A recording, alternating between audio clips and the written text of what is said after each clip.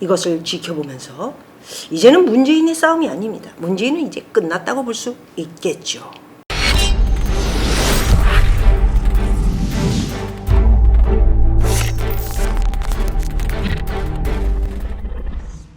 뉴스팩트 2부를 시작하겠습니다.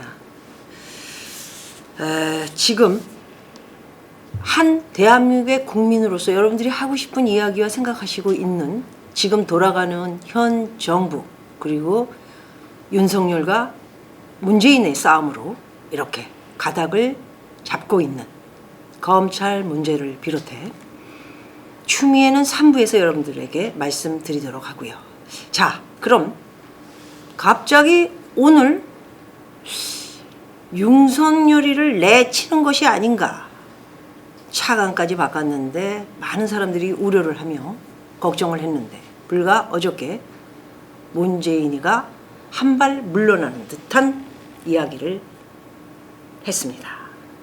그것은 날짜를 바꿔서 10일 날 다시 윤석열에 대해서 이야기해보자 이런 내용입니다. 그러면 이런 내용에 대해서는 우리들이 생각해도 감이 잡히는 것이 무엇일까요? 시간을 줌으로써 윤석열이가 뭐 이렇게 하는 거에 대해서 딜을 치려고 그러시는 것이 아닐까 이런 생각을 제일 먼저 가질 수 있겠죠. 딜을 친다. 어떤 딜을 칠까요? 추미애를 자르고 윤석열도 사퇴를 하고 그냥 둘 다 사퇴를 해서 끝내고 새로운 법무부 장관과 새로운 검찰총장이 나오게 하는 것이 가장 문재인으로서는 좋은 방법이지 않을까 하는 생각을 저는 갖고 있습니다. 그런데 이것은 뜻대로 되지 않을 것 같죠.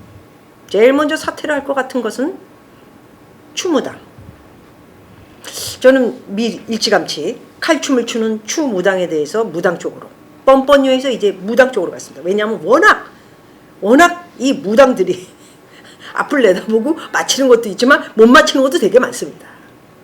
그래서 혼란스럽게 무당들이 하는 짓들이 괜히 돈을 거둬서는 춤을 추고 작두를 치고 쇠에 올라가가지고 칼 위에서 번쩍번쩍하는 모습을 보여주면 사람들이 어떻습니까? 정신이 없이 혼란스러우면서 저 말이 맞을 수도 있겠다.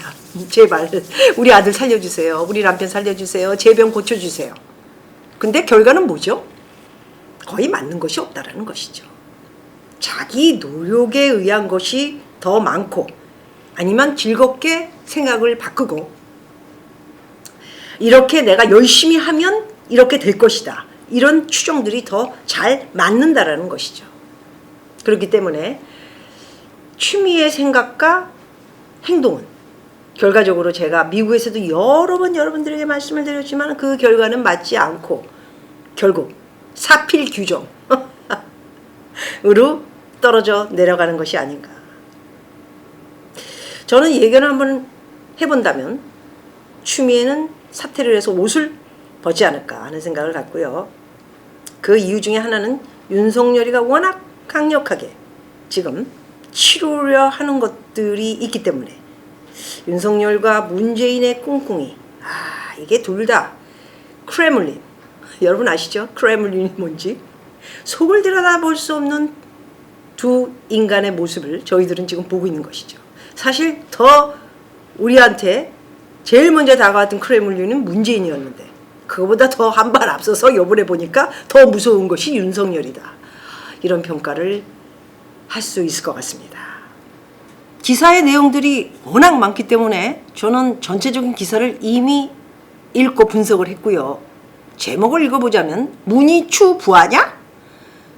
윤 징계 거부 못한다는 청의 뻔한 꼼수 이런 내용을 분석해봐도 어떻게 문희추의 부하가 됩니까? 이 기사를 쓴 이 인간 기자 자체도 뭔가 이게 중앙일보 기사입니다.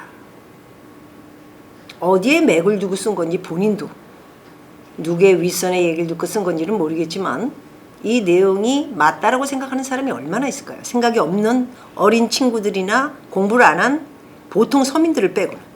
어떻게 문이 추위에 부하가 되나요? 절대로 될 수 없는 일이죠. 뒷근육으로 굉장히 많은 일을 시켰다가 이렇게 추가 제대로 일을 못함으로 무너지는 자기 꼬락서니 지지율이 콘크리트 지지율이 이제 40%가 무너지고 37%로 내려가는 자기의 모습을 보고 겁이 나는 문재인으로서는 이제 정말 기도를 하는 마음으로 좀 기사 좀 잘 써달라고 하시오. 뭐 이런 일들을 발빠르게 하고 있는 것은 아닌지 모르겠습니다. 해서 윤에게 뻔한 꼼수인 오늘 금요일이 아닌 다음 주에 너에 대한 징계 문제를 한번 풀어보자. 이런 내용을 얘기를 했는데 그 안에 우리는 이제 지켜봐야 할 것들이 얼마나 많을까요? 어떤 꼼수를 내놓을지 지켜보도록 하겠습니다. 이곳에 또 하나의 주둥이들이 있습니다. 문재인 정권의 주둥이들 김어준, 주진우, 김용민 또 한 사람이 있죠. 정봉주. 정봉주는 뭐 최근에 뭐 어떻게 하려고 했는데 미투 사건으로 흐지부지 얼굴도 들지 못하고 빠져나간 모습을 볼 수 있고요. 누가 봐도 이 세 사람은 지금 최근에 대한민국에 제일 잘 나가는 TV와 라디오를 석권하면서 그곳에서 자기네들 좌파와 대깨문, 문파 이 35%를 향해서 지들끼리에 이루어지는 일들을 계속 일하고 있죠. 그런데 굉장히 중요한 것은 이 조작꾼들, 선동, 쇼, 수작꾼들이 이제 무슨 일을 벌이려고 하는지 큰 쇼를 틀로 작업이 시작됐다. 이런 말씀을 드리고 싶습니다. 여러분들 모두가 정신 차려야 할 것 같고요. 어쨌든 문재인과 윤석열의 쇼는 어떻게 될 것인가. 윤석열도 우리의 보수를 전부 단합시키는 척하면서 한마디로 보수에서 나올 대권들을 무너뜨리며 좌파로 갈 확률이 있다라는 생각도 저는 가져봅니다. 정신 차려야 합니다. 절대 정신 차려야 할 것 같고요. 이런 것을 이야기해 줄 수 있는 유튜브는 많지 않습니다. 왜? 서로가 정치적인 이권 문제, 혹시라도 윤석열이가 되면 국회의원 할 수 있는 것은 아닌가, 아니면 종편 하나 얻는 것이 아닌가, 돈을 얻을 수 있는 것이 아닌가, 아니면 재벌들이 나를 도와줄 수 있는 사람들이 나타나는 것은 아닌가, 다 돈을 벌어먹기 위한 작업들을 시작한 것이 아닌가 하는 생각을 가져봅니다.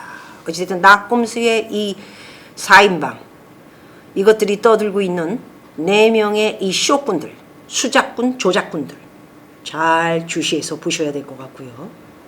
어쨌든 많은 사람들을 현혹시키면서 연예인 친구들을 비롯해 연예계의 모든 애들을 끌어들이면서 대중 앞에 나타나서 어쩌고저쩌고 짓거리고 있는 이 4명의 인간은 주목할 만하다라는 것이죠. 최근에 주진우가 윤석열이에게 형! 형이야. 나 형하고 이제 술 한잔 했잖아. 뭐 이런 친구 같은 형 아우. 어떻게 검찰총장이 형 아우라는 이런 표현을 가지면서 술잔을 왔다 갔다 할 수 있을까요? 의문을 많이 가지셔야 할 것 같습니다. 여러분, 문재인과 윤석열 조금 더 지켜보면서 우리의 판단은 어떤 것이 옳은 길인가, 우리 대한민국의 우파, 보수를 위한 것이 어디가 진실인가를 잘 보셔야 할 것 같고요. 우리의 대권은 과연 윤석열이 맞나 하고 많은 분들이 응원하시는 분들도 계시지만 좀 더 열심히 이것을 지켜보면서 이제는 문재인의 싸움이 아닙니다. 문재인은 이제 끝났다고 볼 수 있겠죠. 윤석열 퀘션 마크, 그는 누구인가? 윤석열 당신 누구야? 이제부터 윤석열을 파헤치며 낙곰수가 하는 것에 대해서 저는 일일이 하나하나 들여다보도록 하겠습니다. 고맙습니다.